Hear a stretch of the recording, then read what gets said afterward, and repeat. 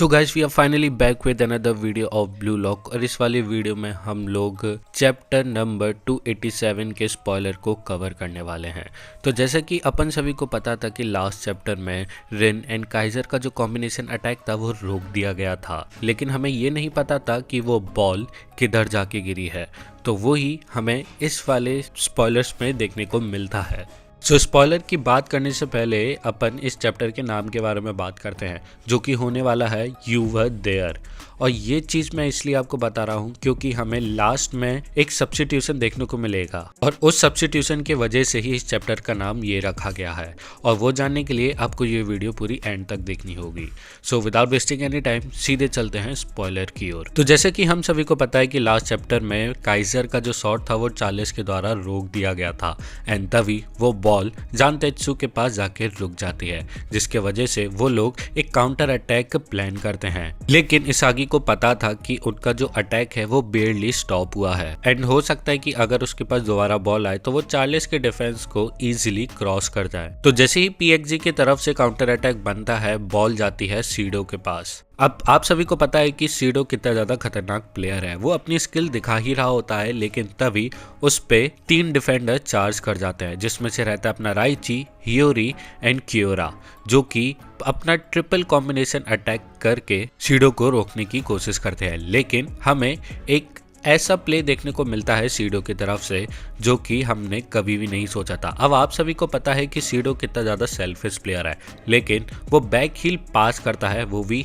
रिन को, जो कि मुझे थोड़ी अजीब लगी कि आखिरकार ऐसा क्यों हो रहा है। तो इस चीज़ का एक्सप्लेनेशन ये है कि जैसे कि काइजर एंड इसागी अपना दोनों कॉम्बिनेशन अटैक मार रहे हैं, तो वैसे ही सीडो भी यही ट्राई करने की कोशिश कर रहा है। तो इसी वजह से उसने रिन को बैक पास दिया और इस पास के साथ साथ करासू एंड चार्ल्स भी उनके टीम को ज्वाइन कर लेते हैं ताकि से वो इजीली 1-2 पासेस चला पाएं। और इन 1-2 पासेस के दौरान बॉल वापस से सीडो के पास चली जाती है, लेकिन इगाराशी उसका जो पाथ था वो ब्लॉक कर देता है। एंड इगाराशी बहुत ज़्यादा डेस्परेट था कि वो उसके काउंटर अटैक को रोके एंड वो जो बॉल है वो इसागी या फिर काइजर या फिर अपने एन अदर टीम प्लेयर को पास कर दे।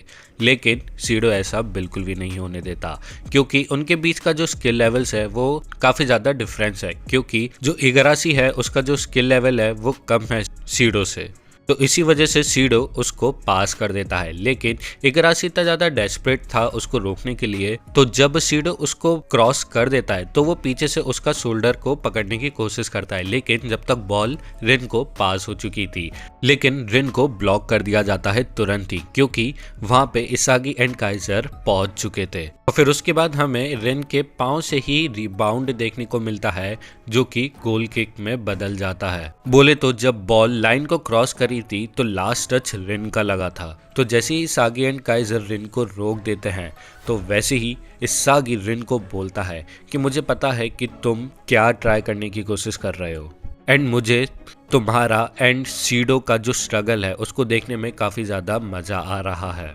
एंड वो रिन को ये भी बताता है कि वो लोग ये मैच कभी भी नहीं जीत सकते जब तक वो टैलेंटेड लर्नर का मेथड यूज़ करेंगे। तो यानी कि उनको जीनियसेस को खुद को अपना एक न्यू या फिर यूनिक मेथड बनाना पड़ेगा, जैसे इसागी एंड काइजर ने मिलके बनाया, तभी कुछ हो पाएगा। अगर वो इसागी एंड काइजर का जो कॉम्बिनेशन अटैक को कॉपी करने का कोशिश करेंगे तो वो चीज़ उनके लिए सक्सेसफुल नहीं हो पाएगी। और मेरे हिसाब से ये बात सच है, क्योंकि इसागी के पास जो मेटाविजन है वो काफ़ी ज़्यादा हेल्प करता है, क्योंकि वो सिर्फ एक प्लेयर को नहीं, वो अपने अपोनेंट प्लस अपने काफ़ी सारे टीममेट्स की पोजीशन की इंफॉर्मेशन एक बार में काफ़ी सारा इकट्ठा कर लेता है।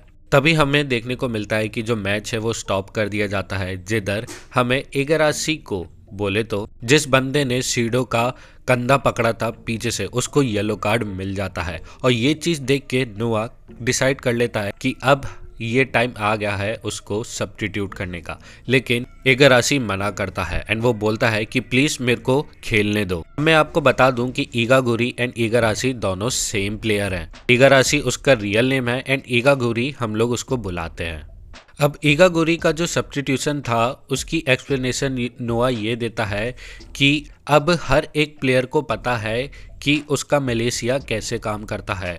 तो इस वजह से अब वो किसी भी काम का नहीं बचा टीम के लिए। तो यही कारण है कि उसको अब सब्स्टिट्यूट करना पड़ेगा, क्योंकि अगर ऐसा ही चलता रहा तो वो एक और फाउल खाएगा और बास्टन म्यूनिच की जो प्रॉब्लम्स है वो बढ़ जाएंगी और वो मैच हार भी सकते हैं। लेकिन नोआ ये नहीं देख रहा कि इससे इगागुरी का जो करियर है वो खत्म हो सकता है, लेकिन उसको अभी किसी भी प्लेयर की करियर की नहीं पड़ी। वो सिर्फ ये चाहता है कि ये मैच उसकी टीम ही जीते।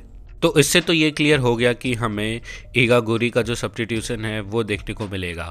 और ये चीज़ सुनने के बाद वो अपने घुटनों पे बैठ जाता है एंड उसकी जो आंखें हैं पूरी आंसू से भर जाती है।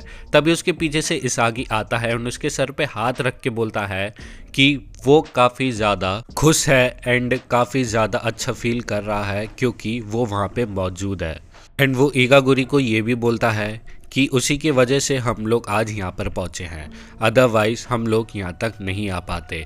और साथ ही साथ में वो ये भी बताता है कि वो काफ़ी ज़्यादा लकी मानता है खुद को कि जब उसको पता लगा था कि 300 रैंक प्लेयर जो है टीम जी का वो इगागुरी है।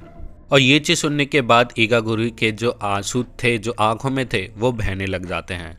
और इसी के साथ हमें चैप्टर ख़त्म होते हुए देखने को मिलता है। लेकिन हमें नेक्स्ट चैप्टर जो है 288 उसके हमें टाइटल का लीक मिल गया है। अब बोले तो उसका जो नेक्स्ट नेम होने वाला है चैप्टर का वो डेथ गेम रहेगा। तो यानी कि प्रोबेबली हमें 288 में हो सकता है, शायद बोल रहा हूँ कि हो सकता है कि हमें मैच ख़त्म होते हुए देखने को मिले।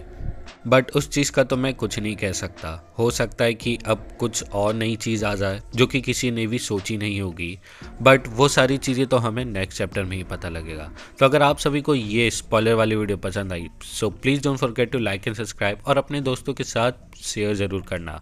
तो मैं मिलता हूँ आप सभी को नेक्स्ट वीडियो में। Until sayonara.